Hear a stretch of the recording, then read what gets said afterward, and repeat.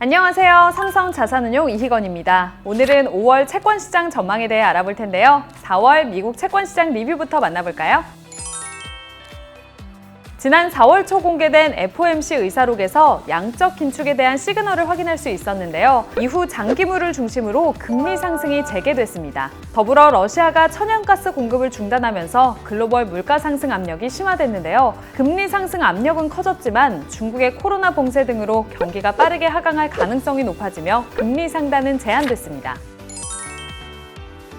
금리 상방 요인으로 세 가지를 들 수 있는데요. 첫 번째는 미국채의 대외 수요 감소 가능성입니다. 미국은 통화정책 정상화를 가파르게 진행하는 반면 일본은 완화적 통화정책을 지속하고 있는데요. 일본은 미국채의 외국인 수요 중 가장 큰 비중을 차지하고 있죠. 하지만 최근 엔화 약세로 미국채가 많이 비싸진 상황이라 대외 수요 축소에 대한 우려가 상존하고 있습니다. 두 번째는 물가 논쟁입니다. 연말까지 유가가 현재 수준인 $100를 이어간다면 기저효과로 인해 물가 상승률은 둔화될 수밖에 없는데요. 다만 아직도 시장의 물가 기대는 높고 원자재 가격 상승도 이어지고 있어 둔화 범위에 대한 우려는 여전히 높은 상황입니다. 마지막 세 번째는 연준의 통화정책 정상화입니다. 연준이 5, 6월에 기준금리를 0.5%포인트씩 올리는 것을 기정사실화했는데요. 빠르면 연말에 2.5%까지 올릴 수 있다는 것이 시장의 중론입니다. 또한 5월부터는 연준이 보유한 자산을 시장에 파는 양적 긴축도 함께 시작할 것으로 보입니다. 그럼에도 불구하고 5월에서 6월경에 금리는 고점을 형성하고 추가 상승을 멈출 것으로 예상하는데요. 첫 번째 이유는 경기 하드랜딩 가능성입니다. 지금까지는 명목금리 상승과 함께 물가도 가파르게 오르면서 실질금리의 상승폭은 미미했는데요. 이제는 명목금리가 상승함에도 불구하고 기대물가는 더 이상 올라가지 않고 있어 최근 한 달 사이 실질금리가 빠르게 올랐습니다.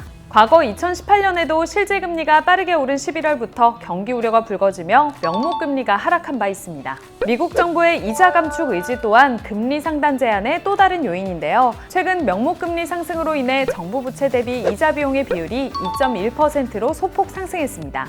역사적으로 정부 부채 대비 이자 비용의 비율은 10년 금리 레벨과 비슷한 흐름을 보여왔는데요. 만약에 10년 금리가 정부 부채 대비 이자 비용의 비율을 상회할 경우 재무부는 의도적으로 중장기채 발행을 줄이고 채권 가격을 올려서 이자 비용을 절감할 수 있습니다.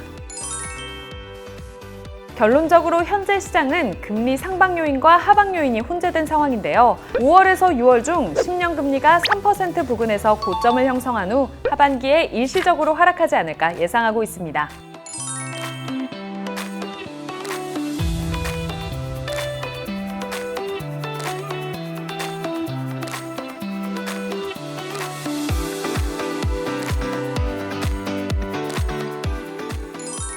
지금까지 5월 채권시장 전망을 알아봤는데요. 그럼 구독과 좋아요, 알림 설정 눌러주세요. 감사합니다.